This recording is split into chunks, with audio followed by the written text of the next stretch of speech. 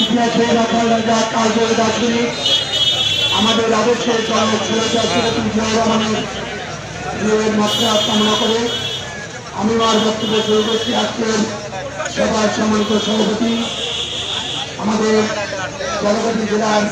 প্রতিষ্ঠাকামী নেতা অ্যাডভোকেট সিদ্দিকুর সন্তান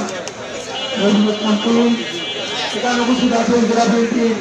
সম্মানিত সদস্য সচিব অ্যাডভোকেট শাহাদাত হোসেন, জেলা যুব দলের সদস্য সভাপতি কামরুল, আমাদের এখানে আরেকজন মেহমান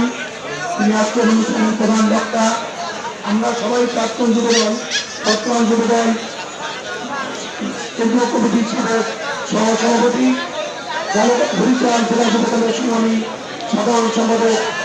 রাজপথে সাহসী যুবনেতা অ্যাডভোকেট প্রতিমন্ত্রী যুবদলের সদস্য সচিব